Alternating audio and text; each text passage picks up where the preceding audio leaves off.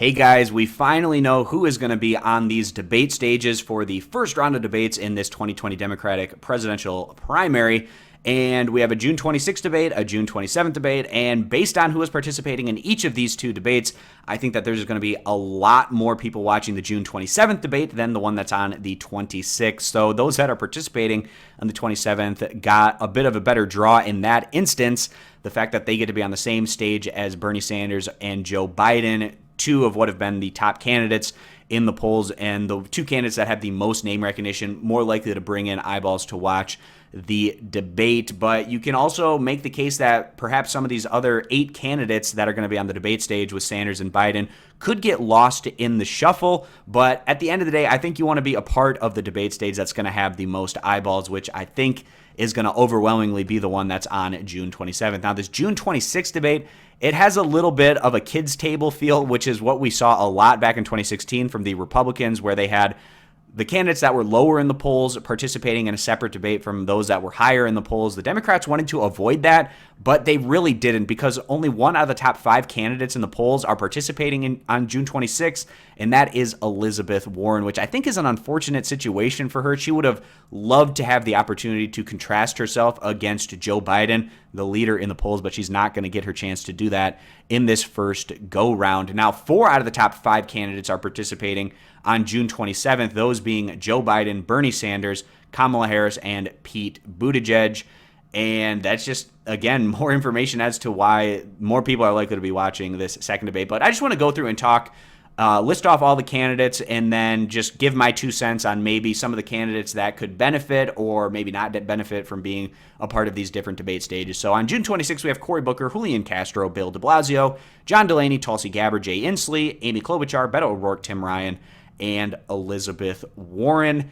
Maybe you could make the case that since those colossal figures like Bernie Sanders and Joe Biden aren't on this stage, that you're less likely to get lost in the shuffle. Maybe some of these young up-and-comers like a Tulsi Gabbard, a Beto O'Rourke, maybe even a Cory Booker or a Julian Castro could have some good moments, make a name for themselves, and when the pundits and analysts are going over how this debate shook out, more time is going to be spent on some of these candidates that are lower in the polls than maybe the analysis that's going to go on in this second debate, where some of those candidates that are lower in the polls might just get lost in the shuffle. So maybe that's a positive that some of these candidates can take out of that.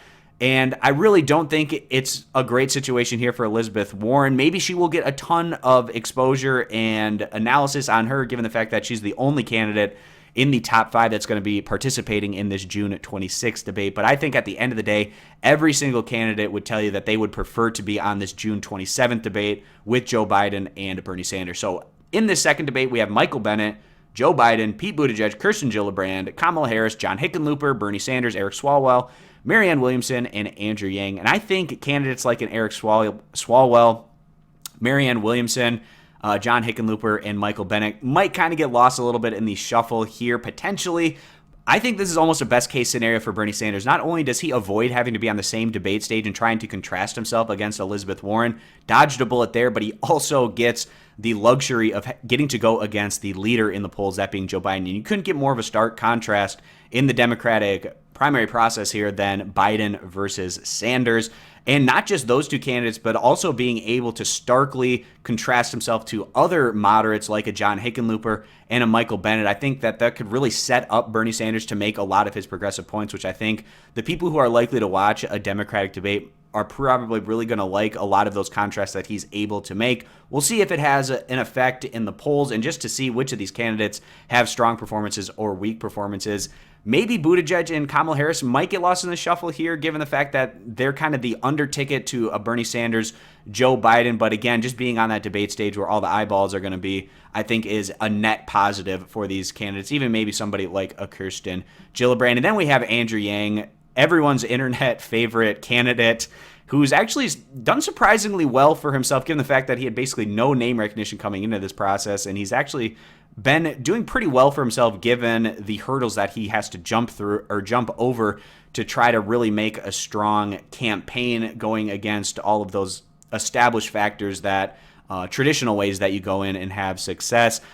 I'm really excited to see what Yang is able to do on this particular debate stage, and the fact that, again, you have more eyeballs in this 27th debate. Maybe he can really have some positive moments and make a name for himself, and I'm really interested to see how he makes his argument for universal basic income and how the centrist candidates argue against that, like John Hickenlooper, Michael Bennet, and Joe Biden, if they even discuss that. I really hope they do, because it's kind of Yang's key policy position that he's bringing to the table, or even how the progressives contrast how they're going about doing things in not going all in with universal basic income, but doing other things.